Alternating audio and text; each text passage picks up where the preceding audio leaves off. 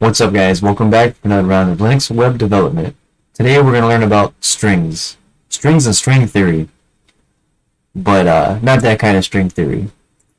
So first, today we're going to have to get an IDE, or an integrated development environment, and what that's going to allow you to do is to code more efficiently, and you'll see exactly what I'm talking about as soon as we get it. So first, let's roll over to our terminal. I'm going to open it up, and all you have to do, if you're running on Debian packages, you just go ahead and hit sudo apt install, and you're going to install code, which is short for Visual Studio Code. So we're just going to go ahead and hit code. I already have it installed, so it won't do anything on my computer. So once you get that, once you go ahead and get that installed, let me show you real quick online what I'm talking about.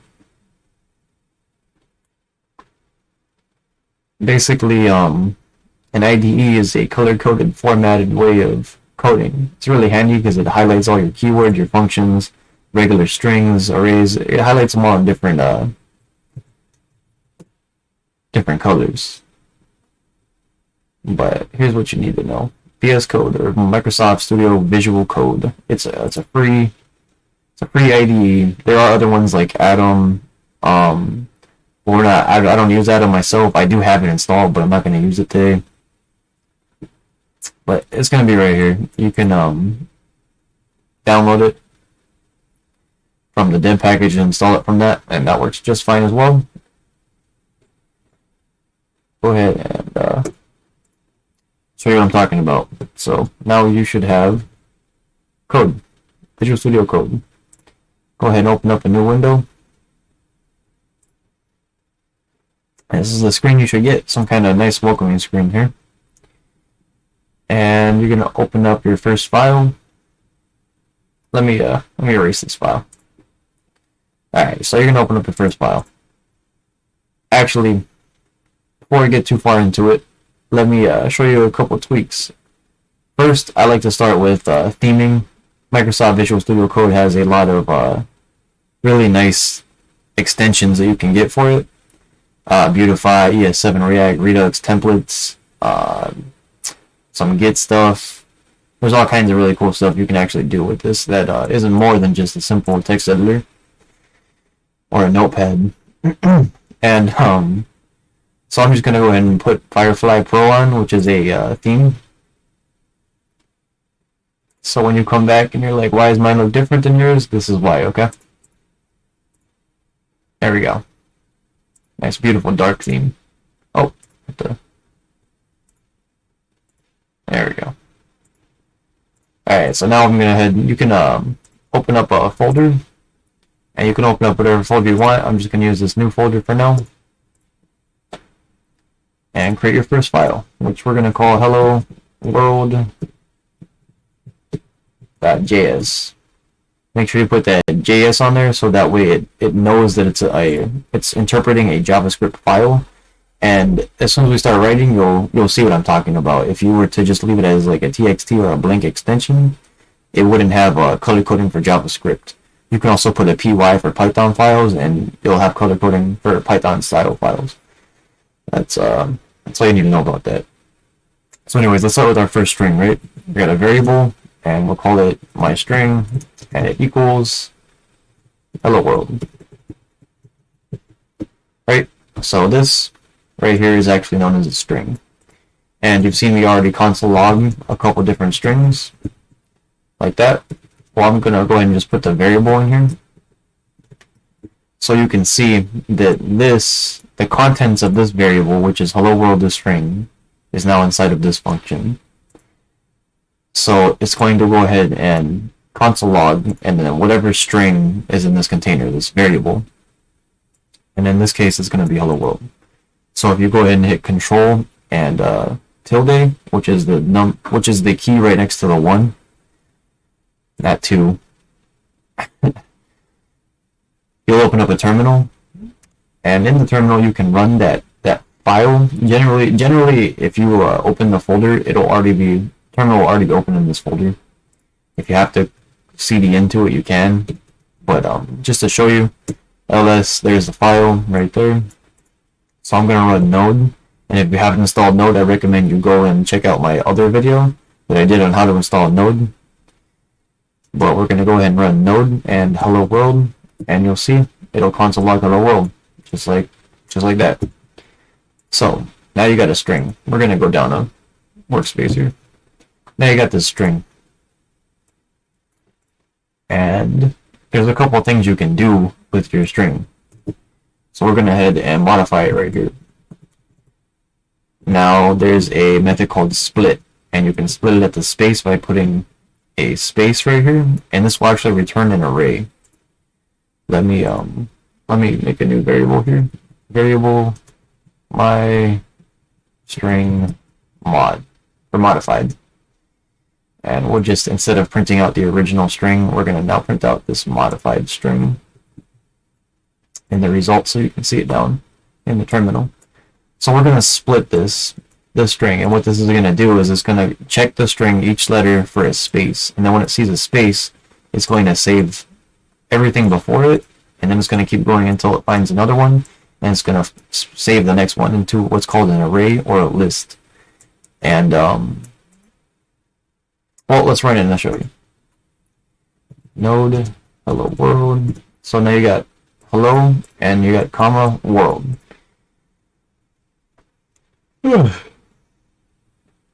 So now that we've split that string up, you can see that we have an array, hello and world. So there's two elements in that array, in that container. And if you print out the first one, which is always the 0th index, guys, computers always start at 0, they never start at 1, unless you're talking about the length. If we're talking about the length, then it actually counts 1, 2, 3, 4, 5, and so on. But when you're indexing, you're trying to get that first key, it's always the 0th index. So if I print this out, it'll print out just hello, because hello is the first thing within this array. And don't worry too much if you don't understand that right now, because we haven't covered arrays, but all you need to know right now is that hello is the first thing that's in this container. So it prints out hello. And I know it's kind of odd, but if I was to print out the 0th index of this string, the 0th index of this string is actually h. It's not hello, because hello world hasn't been split by that space. So it's always, so that 0th index refers to the h in the entire string. It doesn't matter how long the string is, because the string is the first element itself. When you have an array, you have a container of more than one element at a time. So if I print that out really quick, you'll see where it's just the h, like I was saying. Another thing to note is if I go back and I split it again at the space, and if I take the 0 of the 0, hold on, I'll explain this in a second, but I'm going to run it, and you'll see where it prints out the h again. Why does it print out the h? It's not because I didn't save it. So let me show you guys. So check it out. So that is not the right tool, guys. What are we doing?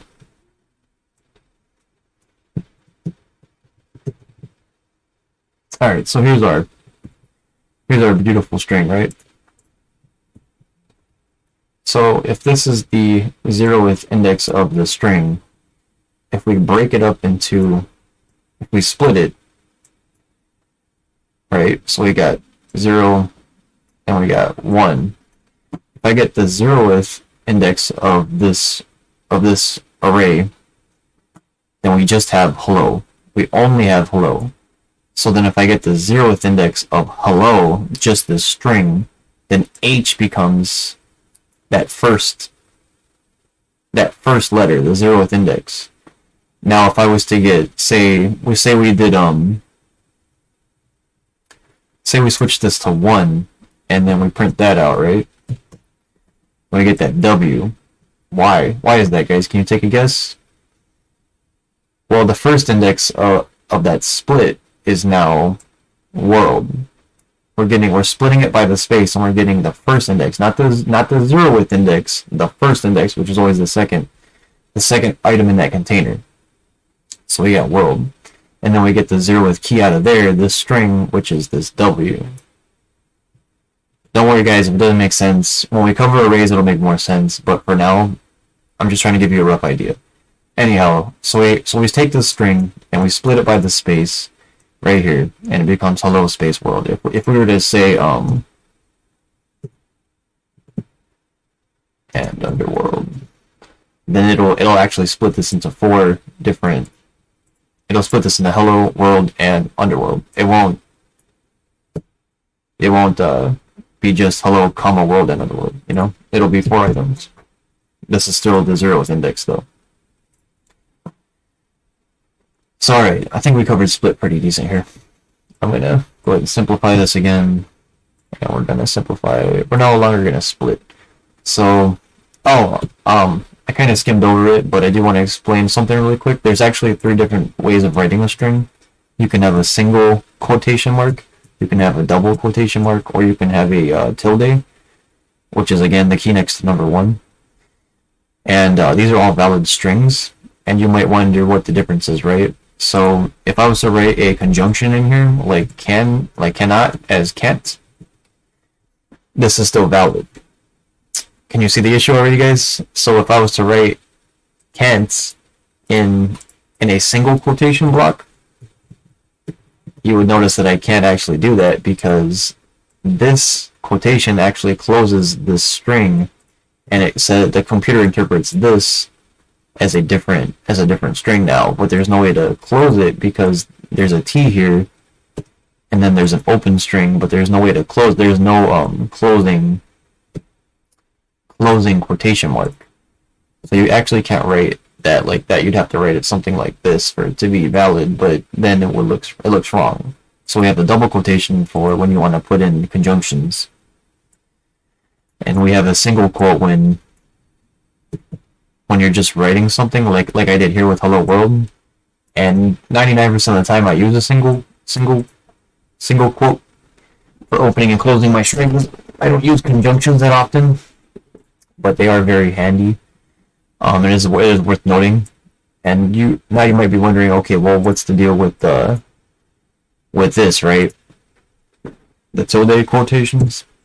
So these are actually extremely handy. It's called a string literal, and you can write in whatever you want here. So I'm gonna put in this variable. So to format the variable, you put the $sign and then you put the two curly braces, right? And anything you put inside those curly braces will become a variable. It'll read the variable.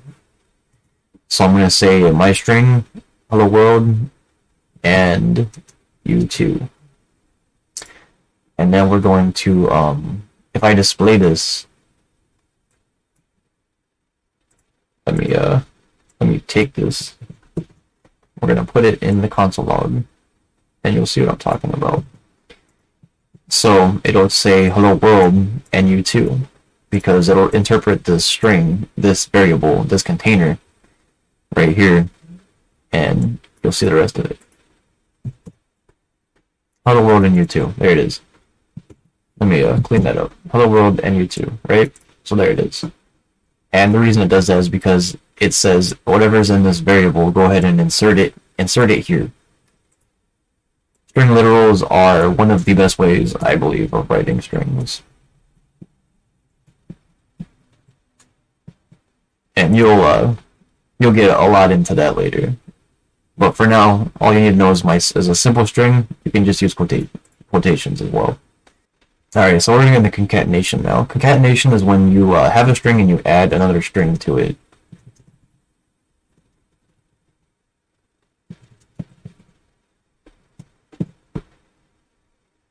So I put a space here because if I didn't, it would just smash these two strings together and it would look bad because you wouldn't.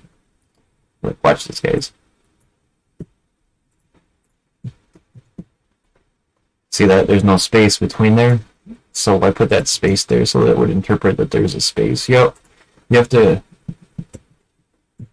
be mindful of everything when you're writing a string. So I put that space there. You got hello world and pizza. It added the two strings together. It's called concatenation.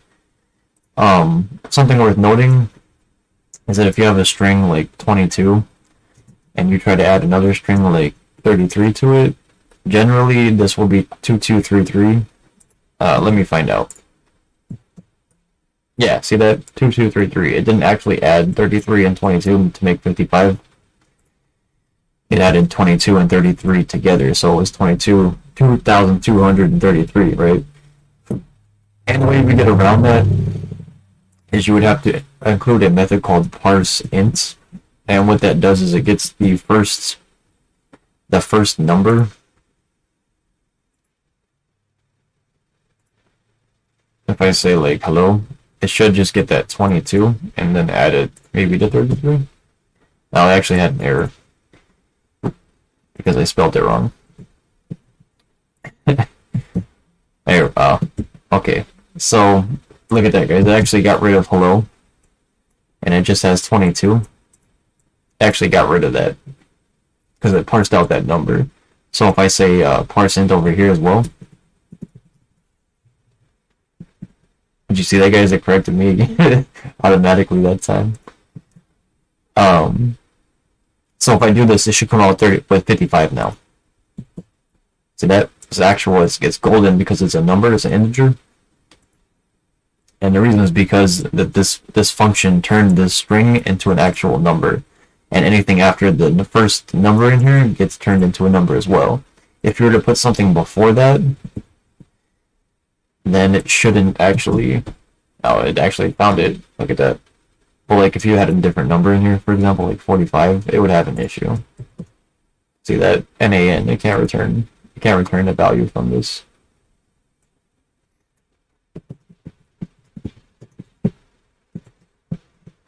Alright, so let's go back to modifying strings. If you ever want to get the length of how long a string is, you can just put in the length. And there's how many characters are within this. And that starts at 1, not 0, so it's actually 11 letters, including that space. That space does include count as a character.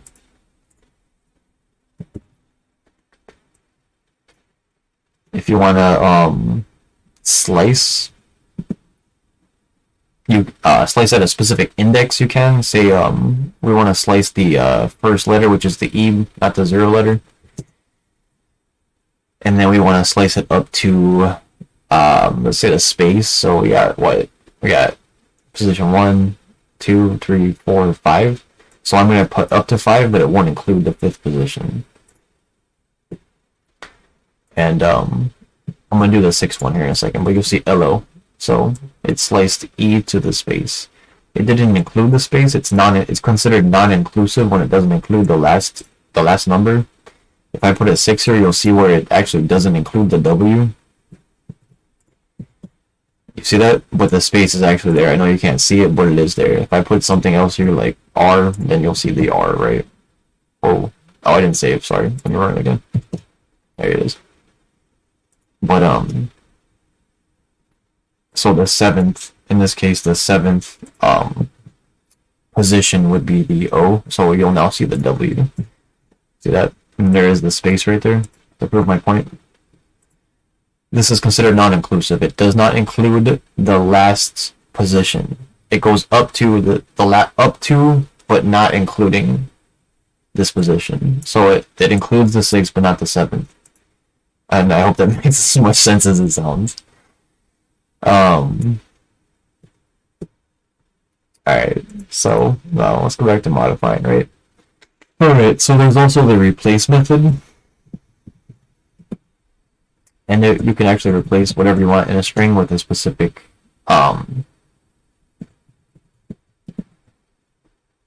with something else. So in this case, I'm going to replace world with YouTube. Run it, hello YouTube. And something worth noting here is that this is case sensitive. If I was to look for a capitalized W, it actually won't do anything because this W is not capitalized. So I can't find this string within this string. There it is. The replace method is pretty handy when you want to, like, I don't know, censor something or whatever the case is. I'm sure there's tons of use cases for most of these things. I don't modify strings that often, but it's nice to know that you can. That being said,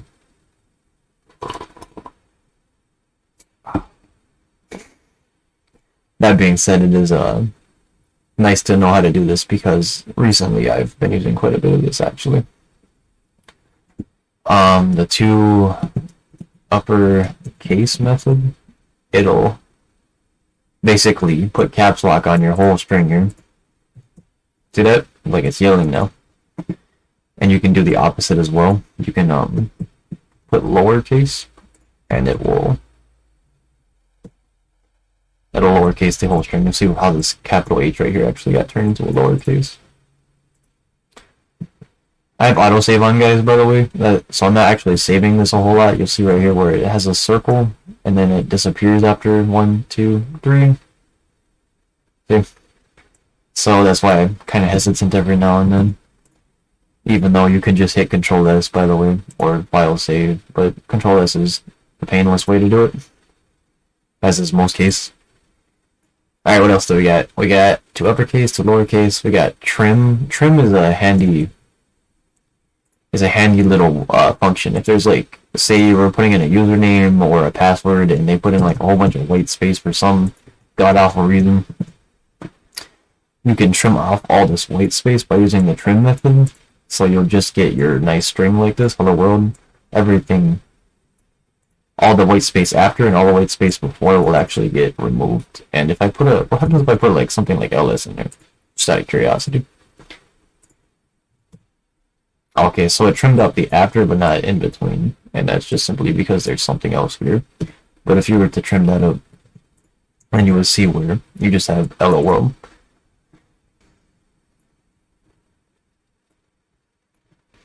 And lastly, I would like to go over something called dot repeats. If you're familiar with Python, if you are familiar with Python, you can take a string and you can multiply it by however many times you want to repeat it. So let's say you want to print something out. Python's heavily a terminal style language, kind of like Node is right here. And if you wanted to, you know what, I can actually just check this out, guys. I don't know if you can see this down here, but so this is actually a Python console right now, and this, just like in JavaScript, this is a string. And you can actually multiply it, say by 2, and you'll see where this is a string, this is a string. It actually wrote it out 2 times because I multiplied it by 2.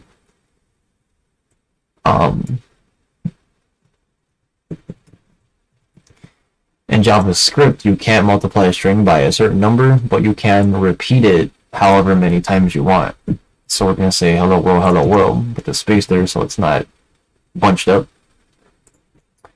And oops, that is not what I wanted to do.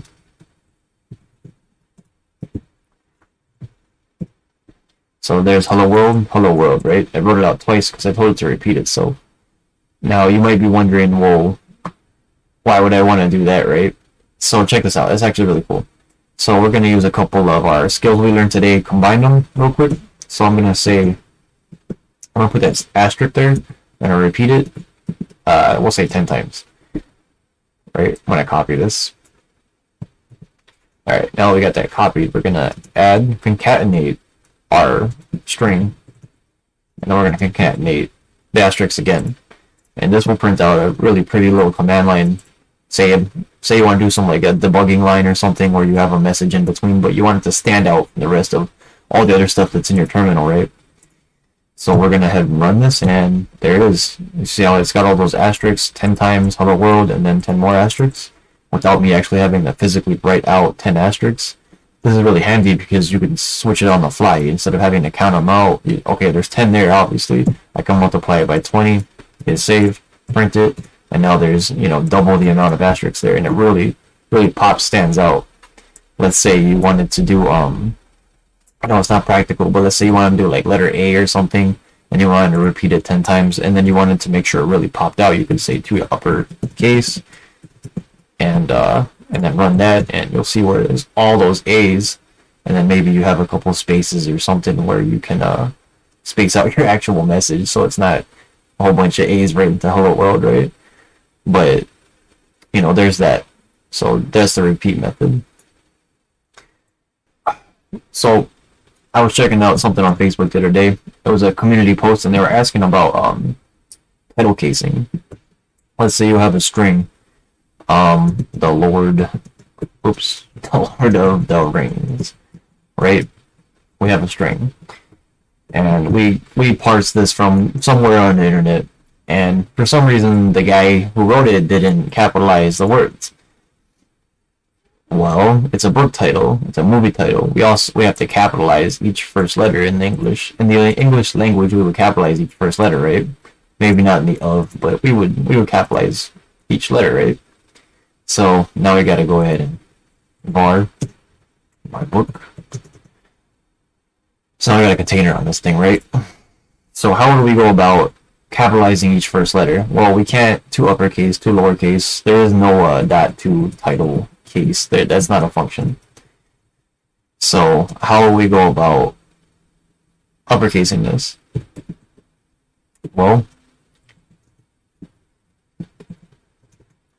we could say my book dot split, right? We could split it by each space. So now we would have the Lord of the Rings, right? Each word in an array. And now we would have to go through each word in that array. And there are loops for this, but I'm going to just simply use book.map. And the map is going to, it's going to give me a word each time I go through, and it's also going to give me an index, but we're not going to worry too much about the index there.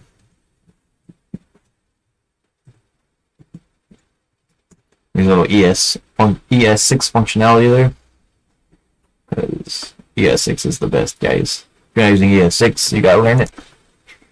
Alright, so we got each word, right? And this map function is going to return, it's going to return something each time it goes through. So in this case, we got word. Each time we go through the word, we're going to say character at,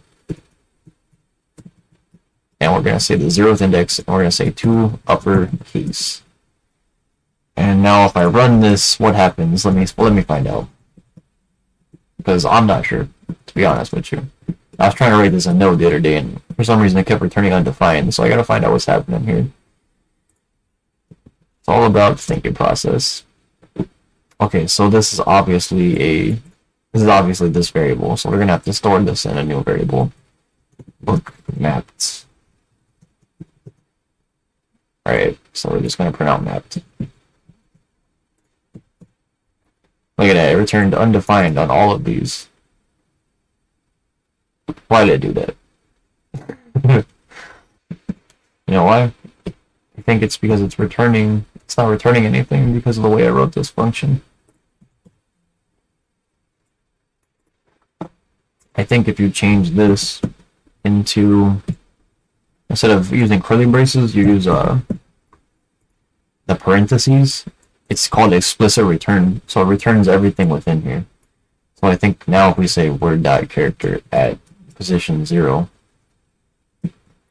dot to uppercase, this might be an array of just uppercase letters, the first uppercase letters, but oh, I keep writing a T there for some reason.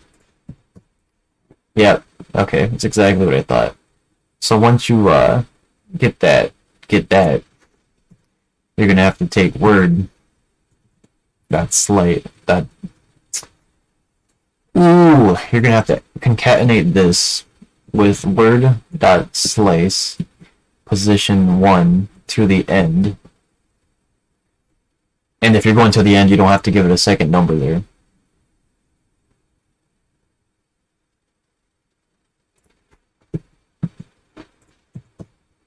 There it is. Okay, see how that each letter is capitalized? Now all we have to do is join it.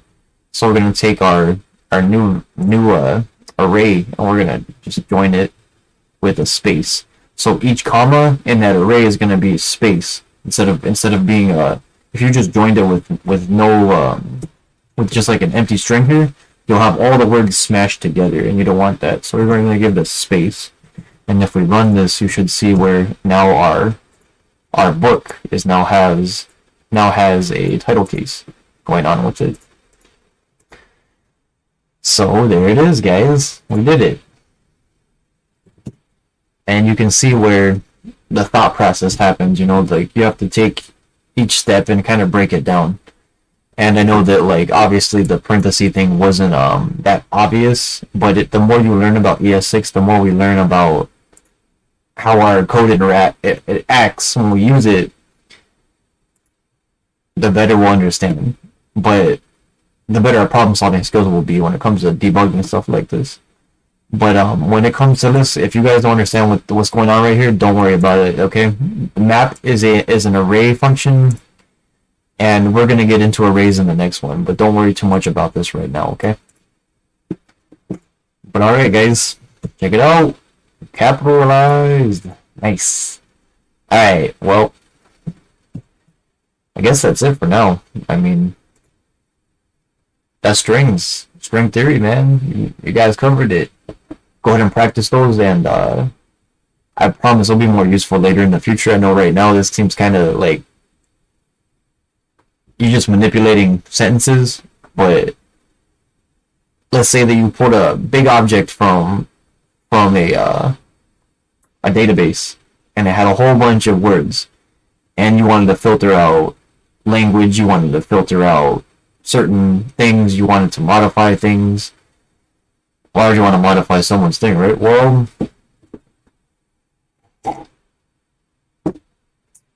you never know. But alright, guys, so we'll cover arrays in the next video, and you'll understand map a lot better. I'm gonna cover more ES6 stuff because simply going over basic loops can be kind of boring, kind of redundant, especially when we have ES6 functionality now, and there's like the for in for of loops. It's just a lot better overall, but you'll understand what I'm talking about when we get there. So I'll see you in the next one. Alright, guys, have a good day.